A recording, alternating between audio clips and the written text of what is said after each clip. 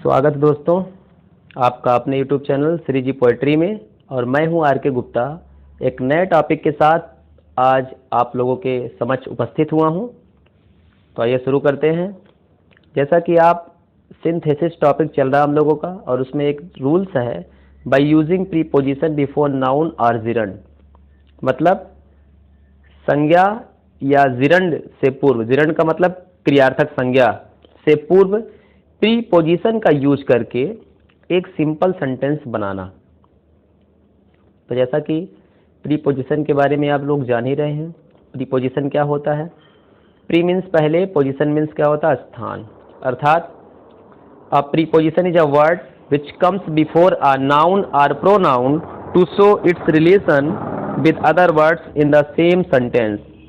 मतलब क्या हुआ कि संबंध सूचक अव्यय जो होता है वो किसी वाक्य में संज्ञा या सर्वनाम से पहले आता है और उसी वाक्य में उनका संबंध किसी दूसरे शब्द के साथ दर्शाता है या बताता है। ये प्रीपोजिशन होता है। नाउन के बारे में आप जान ही रहे, noun is a naming word. Noun क्या होता है, एक नेमिंग वर्ड होता है। और बाकी इसकी जो जनरली एक डेफिनेशन होता है आपको पता ही होगा, a noun is a name of place, person और थिंग्स। अब जिरंड, जिरंड के बारे में थोड़ा सा आप लोग पहले से जानते भी होंगे। जो नहीं जानते हैं उनके लिए इम्पॉर्टेंट है कि इसको मैंने थोड़ा डिटेल में बताने का प्रयास किया है, जिरंड को। तो यहाँ से शुरू करते हैं। जिरंड, जिरंड क्या होता है। जिरंड का मतलब होता है क्रियार्थक संज्ञा। यहाँ दिया गया gerund is a verbal noun. अर्थात जिरंड जो होता है एक क्रियार्थक संज्ञा होती है। It has exactly the same form as the present participle. It has, यह होता है एग्जैक्टली ठीक उसी प्रकार का, सेम फॉर्म रूप, एज द प्रेजेंट पार्टिसिपल जैसे वर्तमान कृदंत का होता है। तो प्रेजेंट पार्टिसिपल आपको याद होगा, क्रिया की प्रथम अवस्था में आईएनजी लगाकर बनाई जाती है। सेम उसी प्रकार से ये जिरंड भी हमारा क्रिया की प्रथम अवस्था में आईएनजी लगाकर बनाया जाता है। अब देखिए कुछ टॉपिक। जिरंड बनाने के लिए वर्ब के फर्स्ट फॉर्म में आईएनजी जोड़ना चाहिए, मैंने आपको पहले ही बताया। हिंदी में अर्थ निकालने पर, जो जिरंड होता है इसका हिंदी में अर्थ निकालने पर क्रिया के अंत में ना नी ने आता है। जब आप जिरंड बना देंगे तो उसका अर्थ ना नी ने निकलेगा, जाना, खाना, पीना, टहलना, ऐसे। जिरंड क्रिया के साथ साथ नाउन का भी कार्य करता, मतलब क्रिया तो होता है उसके साथ साथ में क्या करता है, नाउन का भी कार्य करता है जिरंड जो हमारा होता है। तो समझ गए होंगे आप कि जिरंड जो होता है वो क्रिया के साथ साथ नाउन का भी कार्य करता है। अब क्या अगला है, जिरंड का भी वही फॉर्म होता है जो प्रेजेंट पार्टिसिपल का होता है। मैंने इसको ऊपर ही बताया था आपको यहाँ पर कि क्या होता है, प्रेजेंट पार्टिसिपल की तरह ही इसका रूप होता है। जैसे रनिंग, वॉकिंग, राइटिंग, ठीक ना, आईएनजी लगा के बनता है रनिंग, वॉकिंग, राइटिंग, ईटीसी, ऐसे होते ये जिरंड। और सेम इसी रूप से बनता पार्टिसिपल भी। आइए कुछ और देखते हैं। फर्स्ट दिया गया, नोट, जिरंड सामान्य नाउन की तरह किसी सेंटेंस में सब्जेक्ट, ऑब्जेक्ट या कॉम्प्लीमेंट के रूप में प्रयुक्त होता है। आप नाउन को जानते होंगे, किसी भी वाक्य में या तो ये वाक्य में सब्जेक्ट का काम करता है, या तो ऑब्जेक्ट का काम करता है, या तो किसी लिंकिंग वर्ब के कॉम्प्लीमेंट के रूप में प्रयुक्त होता है। लिंकिंग वर्ब जैसे is, am are, was were, shall be, will be, ये सब लिंकिंग वर्ब है और इनके कॉम्प्लीमेंट के रूप में काम करता है। तो जाहिर सी बात है जब वर्ब, ये जिरंड जो होता है ये वर्ब होता है उसके साथ में नाउन का काम करेगा, तो ये जिरंड भी क्या करता है, इसी नाउन की तरह ही किसी वाक्य में सब्जेक्ट, किसी में ऑब्जेक्ट और किसी में कॉम्प्लीमेंट के रूप में प्रयुक्त होता है। जैसे एग्जांपल में देखिए, walking is good for health, यहाँ वॉकिंग देखिए। Dancing is an art, dancing देखिए। Gambling is a bad habit, यहाँ पर गैम्बलिंग देखिए। कह रहे हैं वॉकिंग, चलना जो है, गुड फॉर हेल्थ, वो स्वास्थ्य के लिए अच्छा होता है। डांसिंग इज एन आर्ट, अब नृत्य करना भी क्या है, एक कला है। आर्ट लगा, ध्यान दीजिएगा, अन लगा, यहाँ पे एन का प्रयोग हुआ है। आर्ट का जो ये साउंड है, जो इसका प्रोनाउंसिएशन हो रहा है, ये वावेल साउंड से हो रहा है, इसलिए यहाँ पे एन का यूज हुआ है। Gambling is a bad habit, कह रहे हैं कि जुआ खेलना क्या एक बुरी आदत होती है। इसका उदाहरण तो आप जान ही रहे, महाभारत में आपने देखा था कैसे धर्मराज युधिष्ठिर सब कुछ हार गए थे अपना, तो जुआ खेलना एक बुरी आदत है, ये भी सही बात है। तो यहाँ पे वॉकिंग, यहाँ पे डांसिंग, यहाँ पे गैम्बलिंग, ये सभी जो होते हैं ये जिरंड यहाँ पर है। और आप देखेंगे ये सभी इन जो वर्ब है इनके सब्जेक्ट के रूप में आए हैं। अब एक एक करके अलग अलग आपको बताते हैं कैसे सब्जेक्ट का काम करता है, कैसे ऑब्जेक्ट का काम करता है, कैसे कॉम्प्लीमेंट का। उदाहरण सहित देखिए, फर्स्ट है use of gerund as the subject of a verb, मतलब जिरंड का प्रयोग किसी क्रिया के कर्ता के रूप में। देखिए यहाँ पे लर्निंग इज नेसेसरी, सीखना क्या है, आवश्यक है। स्पीकिंग इज इजी, बोलना क्या है, आसान है, मतलब कहना आसान है, कहने का मतलब ये होता है। तो यहाँ पर आप देखेंगे यहाँ पे लर्निंग जो है ये सब्जेक्ट के रूप में आया है, स्पीकिंग भी सब्जेक्ट के रूप में आया है। दूसरा देखिए use of gerund as the object of a verb, कह रहे जिरंड का जो प्रयोग होता है किसी क्रिया के कर्म के रूप में होता है। आप देख सकते हैं आगे, यहाँ पर देख सकते हैं सी लाइक्स लिसनिंग टू म्यूजिक, वह संगीत सुनना पसंद करती है। सुनना शब्द आगे देखिए, लिसन सुनना हो जाएगा, आईएनजी लगा है। यहाँ पर आप देखेंगे सी सब्जेक्ट है, लाइक्स इसका वर्ब है, और लिसनिंग जो है ये ऑब्जेक्ट है।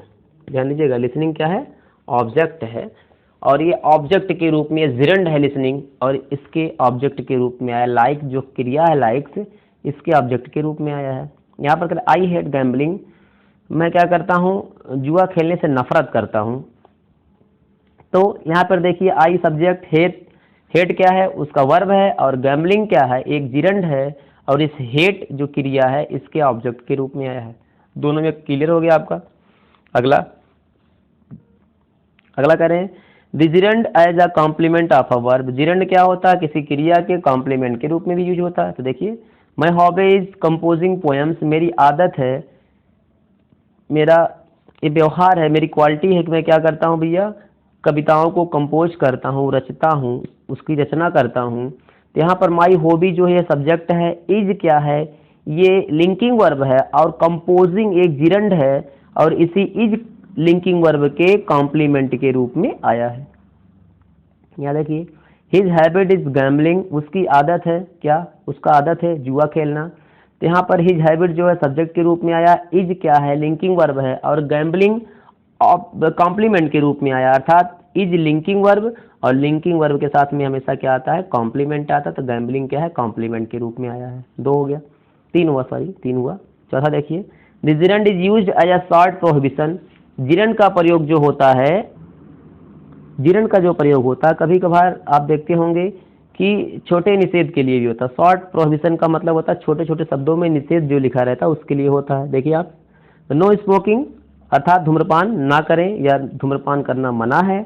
नो पार्किंग, गाड़ी खड़ी करना मना है, अर्थात यहाँ पे गाड़ी खड़ी करना अलाउ नहीं है, अनुमति नहीं है। ये शॉर्ट प्रोहिबिशन होते लिखे रहते, आपको जरूर ही मिल जाएंगे। तो ये भी स्मोकिंग और पार्किंग ये दोनों क्या है, ये दोनों अपने आप में जिरंड है, और इनका शॉर्ट प्रोहिबिशन के रूप में प्रयोग हुआ। तो ये चार तरीके से आपको जिरंड मिलेगा, और इसको आप पहचान जाएंगे यदि आपने इसको अच्छे से पढ़ लिया, समझ लिया है। नहीं आएगा दोबारा देख लीजिएगा, अच्छे से आ जाएगा आपको। एक सबसे इम्पॉर्टेंट बात जो है ध्यान दीजिएगा, बड़ी अच्छे से इसको समझिएगा, जब वर्ब में आईएनजी का प्रयोग वर्ब की तरह हो तो उसे जिरंड नहीं कहेंगे। समझिएगा बात में, वर्ब की प्रथम अवस्था में अगर आईएनजी जुड़ा हुआ हो और वो नाउन की तरह नहीं कार्य कर रहा हो, एक वर्ब की तरह ही कार्य कर रहा हो, तो उसे आप जिरंड नहीं कहेंगे। जैसे present continuous, past continuous, future continuous, या जो भी जिसका कॉन्टिन्यूअस, प्रेजेंट परफेक्ट कॉन्टिन्यूअस, या जितने भी परफेक्ट कॉन्टिन्यूअस होते हैं जिसमें आईएनजी फॉर्म का यूज हुआ रहता है, वहाँ पे वर्ब की तरह होता है, तो उसे आप जिरंड नहीं कहेंगे, अन्यथा आपको कन्फ्यूजन हो जाएगी। यहाँ पर देखिए एग्जाम्पल भी दिया गया है, जैसे आप देख सकते हैं यहाँ पे लिखा गया है इसका उदाहरण, आई एम राइटिंग, मैं लिख रहा हूँ। यहाँ पर जो राइटिंग है ये जिरंड नहीं है, ये क्या है, एक वर्ब है। और कौन सी वर्ब है, मेन वर्ब है। यहाँ देखिए आई एम हेल्पिंग वर्ब है, और आई सब्जेक्ट है। तो यहाँ पे जिरंड नहीं है, इसको पहचानिएगा अच्छे से, नहीं तो कन्फ्यूजन हो जाएगी। सी इज डांसिंग, वह नाच रही है। यहाँ पर डांसिंग जो है इसमें भी आईएनजी लगा हुआ है, लेकिन ये भी जिरंड नहीं है। इज हेल्पिंग वर्ब का क्या है, मेन वर्ब है। तो इस पर आप ध्यान दीजिएगा। और यहाँ तक मैंने आपको जिरंड के बारे में बताया, और आशा करता हूँ कि आपको अच्छी प्रकार से समझ भी आ गया होगा। अब आगे हम देखेंगे कि किस प्रकार से एक प्रीपोजिशन का यूज एक नाउन या किसी जिरंड से पहले करके हम क्या करते हैं, दो या दो से अधिक सिंपल सेंटेंसेस को कंबाइन करके एक सिंपल सेंटेंस बनाते हैं। अब आइए अपने टॉपिक पर, सिंथेसिस में कैसे यूज होता है। Sita bought a pen, Sita ने एक कलम खरीदा। She gave 5 rupees for it, उसने इसके लिए 5 रुपए दिए। अब ध्यान दीजिएगा, सीता बॉट, सीता ने खरीदा पेन एक कलम, फॉर 5 रुपीज, 5 रुपए में। अब यहाँ पे फॉर जो लगा, फॉर ध्यान दीजिएगा, फॉर लगा है, प्रीपोजिशन है, और 5 रुपीज ये क्या है, नाउन है, इसके पहले लगा, और जोड़ करके हमने क्या किया, इसको एक सिंपल सेंटेंस बना दिया। हमको 2 सिंपल सेंटेंस दिए गए थे और प्रीपोजिशन यूज किया हमने एक नाउन से पहले, और इसके क्या बना दिया, एक सिंपल सेंटेंस बना दिया। दूसरा, सी हैड फेल्ड, वह असफल हो चुकी थी। सी हियर द न्यूज, उसने समाचार सुना। सी फेंटेड, वह मूर्छित हो गई। बड़ी खराब बीमारी होती है, ऐसा आपको नहीं होना चाहिए कि न्यूज आप सुनिए और ऐसे ही बेहोश हो जाएं। तो इतना नहीं, अपने आप में सेल्फ कमांड होना चाहिए।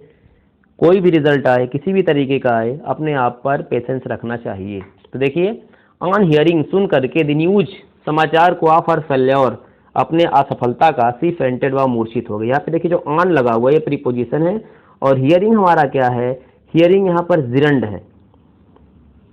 तो जिरंड से पहले ऑन का प्रयोग हुआ और हमने क्या किया, इसको कंबाइन करके एक सिंपल सेंटेंस बना दिया। अब फेल्योर यहाँ पर देखिएगा, फेल्योर दिया गया, फेल का फेल्योर बना दिया गया है। तो अपने असफलता के समाचार को सुनकर वह मूर्छित हो गई। बाकी इसको हमने सेम टू सेम वैसे लगा, कामा लगा के कर दिया है। तीसरा बात देखेंगे आप, कह रहे यू हेल्प्ड मी, आपने मेरी सहायता की। आई वुड हैव फेल्ड, नहीं तो मैं फेल हो गया होता, इसका मतलब ये है। तो इससे कैसे बनाए, आई वुड हैव फेल्ड, मैं फेल हो गया होता, विदाउट योर हेल्प, बिना आपकी सहायता के, अर्थात अगर आप मेरी सहायता नहीं करते तो मैं फेल हो गया होता। कहने का मतलब इनका ये, यहाँ पर आप देखेंगे जो विदाउट है, विदाउट एक प्रीपोजिशन है और ये यूज हुआ है। योर हेल्प जो है ये नाउन है, नाउन से पूर्व, और इसे क्या किया, कंबाइन करके एक सिंपल सेंटेंस बना दिया गया है।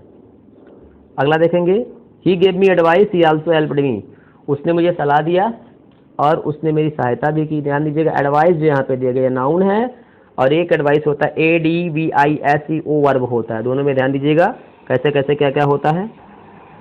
अब देखेंगे, बिसाइड्स गिविंग मी एडवाइस, कहने का मतलब कि मुझे सलाह देने के अतिरिक्त, ही हेल्प्ड मी, उसने मेरी सहायता भी की। ध्यान दीजिएगा, बिसाइड्स जो होता है इसका मतलब होता है के अतिरिक्त, और केवल अगर बिसाइड रहेगा तो उसका मतलब होता है समीप या पास। ये प्रीपोजिशन है और इनकी जानकारी आपको होना अत्यंत आवश्यक है, तभी आप इसको कर पाएंगे।